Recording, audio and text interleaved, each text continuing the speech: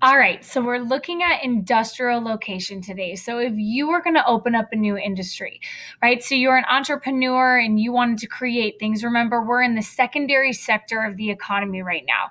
We're looking at manufacturing. What are some of the things that you have to consider? Okay, so according to the situation of your industry location. So remember, we're trying to understand, where do I pinpoint, where do I put my industry? If we're looking at these top pictures up here, this is looking at situation. The first thing we have to consider is transportation. So how am I going to transport my product from the raw materials to the consumer, right? So those are the three things I have to consider here. Where is my input, right? My raw materials. Where should my factory be located? And then essentially, where are my buyers? Where are the people going to buy my product? So there's a couple things that we look at within then industrial location theory. We look at bulk gaining and we look at bulk reducing. Is my product going to gain weight as it's produced, or is it going to lose weight as it's produced? And these are things that we're going to address here just in a minute. So these are situation factors. Down below here are site factors. For site factors, we're looking at factors such as the land. Do we have flat land available to build my factory? Do I have the availability of labor? Do I have enough people in the area that are going to work for me at the price that I want them to work? And then inevitably, is there enough capital? Is there enough money? So we'll go ahead and go into detail on all of these. So let's look up at the top here. We're going to start with situation factors. Weber really gives us probably one of the best examples here of industrial location in regards to situation factors. So Weber's least cost theory really describes for us where we should put our industry relative to the raw material, to the consumer, and then essentially then my transportation, kind of how to get from point A to point B to point C. The goal of Weber's theory then is to minimize your transportation costs. How do we minimize the transportation from the input or my raw material to my consumer, the one buying my good? So a bulk reducing industry, your goal then would be to locate near the raw material, because as I manufacture or change its shape in the secondary sector, it's going to lose weight, which means it's going to be cheaper to transport it after it's been produced to my consumer. A great example of this is the steel industry. If you look at iron ore, when it comes out of the ground, it is really, really heavy. So a lot of your steel industries, think about, think about Pittsburgh, right? Think about our Great Lakes area where a lot of our steel industries were located, right next to the raw material, right?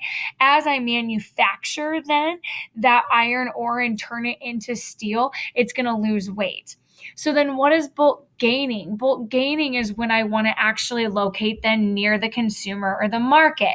And I'm going to draw a picture of these in just a second. The goal here then is to see that it's cheaper to transport the unmanufactured product, because as I produce it, it gains weight. So think of a steel fabricator. Think of an automobile industry, for example. That steel here is a lot lighter in weight than it's going to be when I make that car. So I'm actually going to locate my market locate my industry near the market. So think of the auto industry. The auto industry has begun moving south, and we know that the market is definitely there. And again, we'll look at that in just a minute. So then site factors, I think, are a little bit easier to look at here. There's three characteristics we have to consider with site. Do we have the flat land we need to create my factory? Remember, factories take a lot of land, and there's a lot of space needed for a factory. Labor, do I have the availability of people who are going to work for me in this factory? When I look at labor, I'm looking for cheap labor and I'm looking for available labor.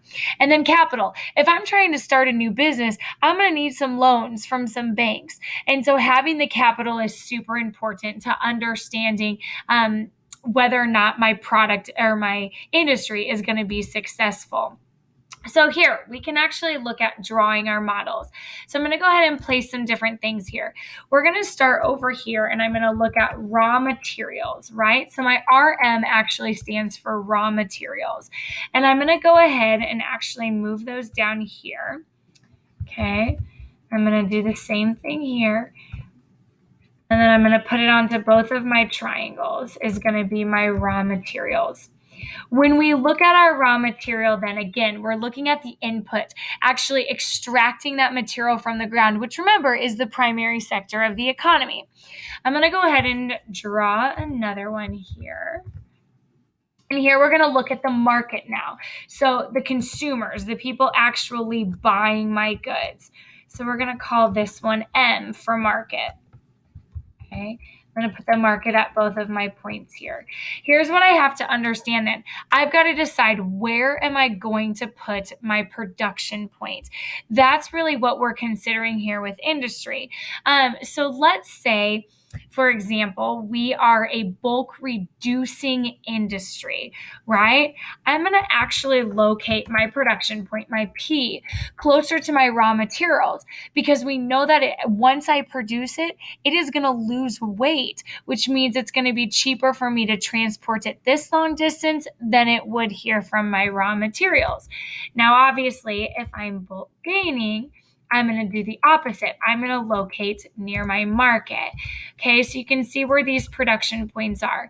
And then you have to consider transportation, right? Again, my transportation is a lot longer here in regards to my bulk reducing industry. My bulk gaining industry, I don't want as much travel between me and the market, which is why I'm going to locate closer to it. When we look at our raw materials, then we've got our production here. We've got another transportation line here. And again, it's going to be a lot cheaper for me to transport this raw material to the market because it's lost weight, which means that in this regards, I want to be closer to the raw materials. That's going to be the opposite in my bulk gaining industry. We're going to want to locate closer to the market. Okay, so notice that my triangle is kind of flipped here. So let's go ahead and title these. Again, I'm just going to make this a little bit faster. This model right here, again, this is going to be my bulk reducing model because, again, we're locating near our raw materials. Over here, this is going to be bulk gaining. Okay, here's what you guys have to understand, and I'm going to ask you to take some time to actually draw out these two models in your notes if you haven't done so already. But understanding transportation costs really gives us an understanding of Weber's theory. Those are your two big key concepts. You have to identify, are we looking at situation or are we looking at site? If it is situation, we have to decide then, okay, so we're looking at transportation relative to these other two places, the market and raw materials. Where am I going to locate my industry? In regards to our site factors, right? We're looking at labor, we're looking at capital, we're looking at land. And these are really important to understanding location.